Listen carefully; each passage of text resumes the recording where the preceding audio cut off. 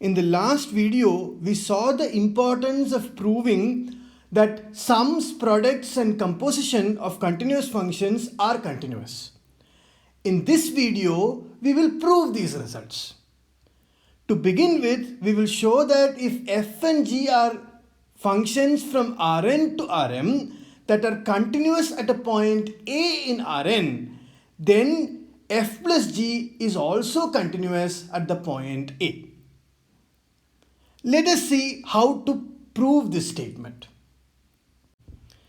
First, let us see what is it that we need to prove. We need to prove that for every epsilon greater than 0, we can find a delta greater than 0 such that whenever norm of x minus a is less than delta, then norm of f plus g of x minus f plus g of a is less than epsilon. So we will observe the term norm of f plus g of x minus f plus g of a. Observe that f plus g of x is equal to f of x plus g of x and f plus g of a is equal to f of a plus g of a. Therefore, norm of f plus g of x minus f plus g of a is equal to norm of f of x plus g of x minus f of a plus g of a, which is equal to norm of f of x minus f of a plus g of x minus g of a. We have just rearranged the terms. And now we can apply triangle inequality to this. Applying triangle inequality, we get that this is less than or equal to norm of f of x minus f of a plus norm of g of x minus g of a. Thus, to control this, it is enough to control this and this. And continuity of f gives control over this and continuity of g gives control over this. Let us see how we can use this intuition to write a rigorous proof. As we said earlier, we are now going to use the continuity of f and g. F is continuous tells us that for every epsilon greater than 0, you can find some delta 1 greater than 0 such that whenever norm of x minus a is less than delta 1, we can conclude that norm of f of x minus f of a is less than epsilon. Similarly, we can apply the continuity of g. G is continuous tells us that for every epsilon greater than 0, we can find some delta 2 greater than 0 such that whenever norm of x minus a is less than delta 2, we can conclude that norm of g of x minus g of a is less than epsilon. Now, the idea is to combine these two things. We want some delta such that if norm of x minus a is less than delta, then both these are satisfied. Such a delta is given by delta is equal to minimum of delta 1 and delta 2. So let us see what happens when norm of x minus a is less than delta. And recall that we are interested in controlling norm of f plus g of x minus f plus g of a. Thus, when norm of x minus a is less than delta, we observe that norm of f plus g of x minus f plus g of a is less than or equal to norm of f of x minus f of a plus norm of g of x minus g of a. But as norm of x minus a is less than delta 1, norm of f of x minus f of a is less than epsilon. Similarly, as norm of x minus a is less than delta 2, norm of g of x minus g of a is also less than epsilon. So the sum is less than 2 epsilon. Thus, we can control the size of norm of f plus g of x minus f plus g of a as much as we want. Because you can make 2 epsilon as small as you want. That's the basic idea. However, if you are pedantic and you wanted this to be less than epsilon, we can manage that as well. How do we do this? We choose a delta 1 such that norm of f of x minus f of a is less than epsilon by 2. And similarly, we choose a delta 2 such that norm of g of x minus g of a is less than epsilon by 2. In which case, we will get the final thing to be less than epsilon. So using either approach, we can prove that f plus g is a continuous function. We can similarly prove that if f and g are continuous at a, then the product fg is also continuous at a. Once again, let us start by noting what is it that we need to prove. We need to show that for every epsilon greater than 0, there exists some delta greater than 0 such that norm of x minus a is less than delta implies that norm of fg of x minus fg of a is less than epsilon. Once again, let us focus our attention on norm of fg of x minus fg of a. Using the fact that fg of x is equal to f of x into g of x and fg of a is equal to f of a into g of a, we can write norm of fg of x minus fg of a as norm of f of x into g of x minus f of a into g of a. To simplify this, we add and subtract f of a into g of x. This is to isolate the f terms and the g terms. That's the basic idea. So we rewrite this as f of x into g of x minus f of a into g of x plus f of a into g of x minus f of a into g of a. Now notice that from the first two terms we can collect g of x outside. And the remaining two terms we can collect f of a outside. So we can rewrite this as g of x into f of x minus f of a plus f of a into g of x minus g of a. We can simplify it in this fashion. And once we simplify it in this fashion, we can, as before, apply triangle inequality.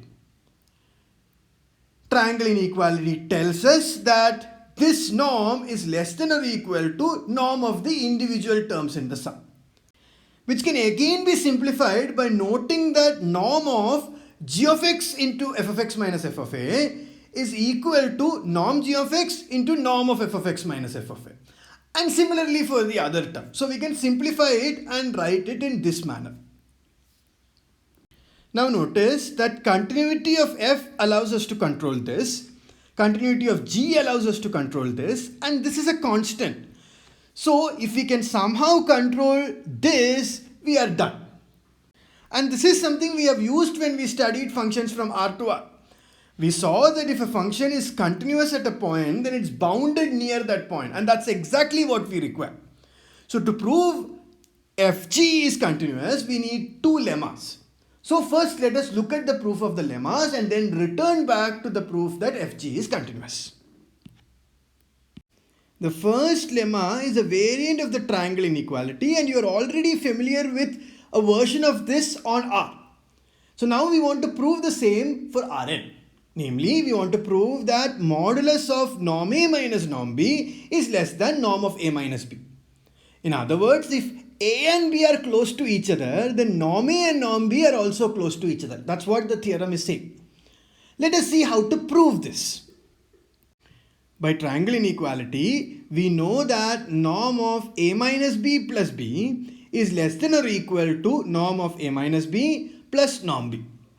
But A minus B plus B is equal to A. Thus, the above inequality tells us that norm A minus norm B is less than or equal to norm of A minus B. But notice that by starting with B minus A plus A, we can similarly show that norm B minus norm A is less than or equal to norm of A minus B, which can be restated as norm A minus norm B is greater than or equal to minus of norm A minus B. We are just multiplying by minus 1 on both sides. Thus, the two inequalities together gives you the required lemma. Using the previous lemma, we can show that if g is continuous at a, then there exists some delta greater than 0 such that norm of x minus a is less than delta implies that norm of g of x is less than norm of g of a plus 1. How do we prove this? We prove this by observing that modulus of norm g of x minus norm g of a is less than or equal to norm of g of x minus g of a. And by taking epsilon is equal to 1, we know that there exists some delta greater than 0 such that norm of x minus a is less than delta implies that norm of g of x minus g of a is less than 1. Thus, we can prove that norm of g of x is less than norm of g of a plus 1 if norm of x minus a is less than delta. Thus, we have all the prerequisites for proving fg is continuous. So let's go and prove that. Let us recall what we have learned so far. First, let us see what we can conclude from the continuity of f. F is continuous tells us that for every epsilon greater than 0, we can find some delta 1 greater than 0 such that norm of x minus a is less than delta 1 implies that norm of f of x minus f of a is less than epsilon. Now continuity of g. Continuity of g tells us 2 points. What are these 2 points? First of all, we know that for every epsilon greater than 0, we can find some delta 2 greater than 0 such that norm of x minus a is less than delta 2 implies that norm of g of x minus g of a is less than epsilon. Further, we also saw that there exists some delta 3 greater than 0 such that norm of x minus a is less than delta 3 implies that norm of g of x is less than norm of g of a plus 1.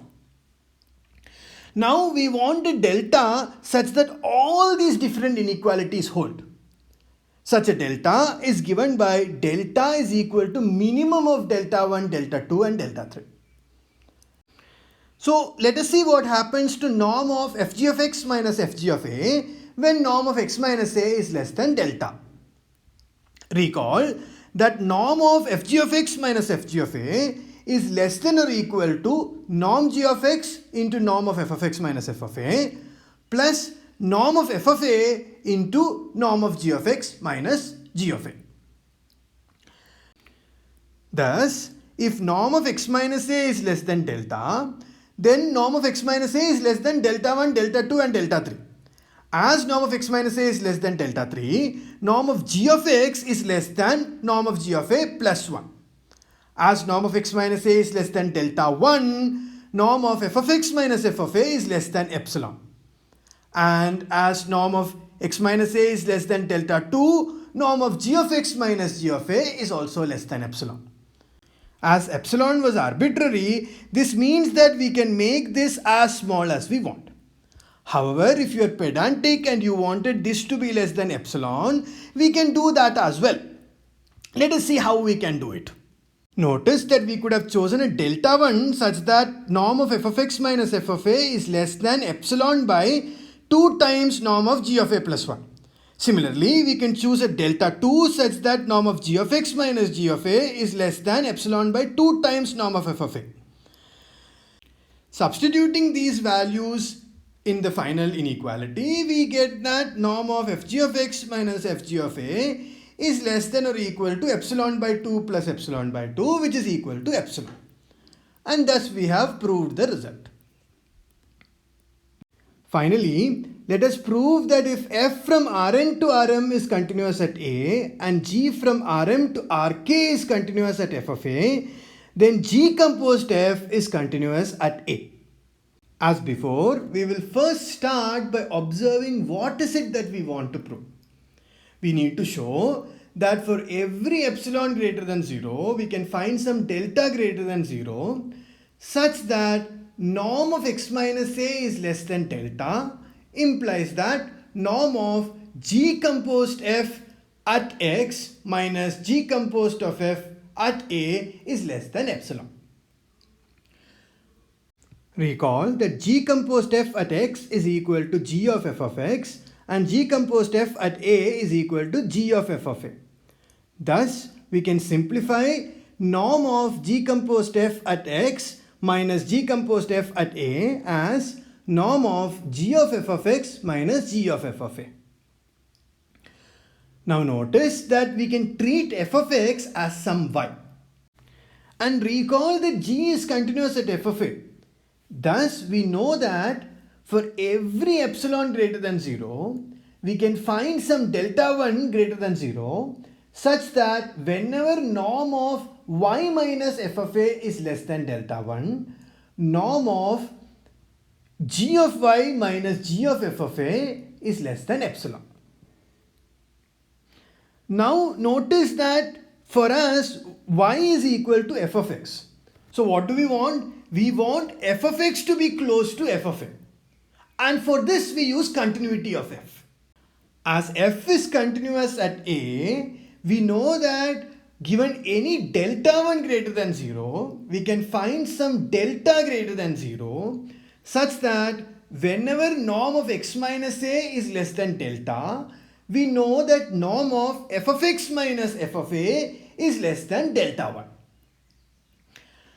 Thus, we know that if norm of x minus a is less than delta, norm of f of x minus f of a is less than delta 1, and thus norm of g of f of x minus g of f of a is less than epsilon. And thus, g composed f is continuous.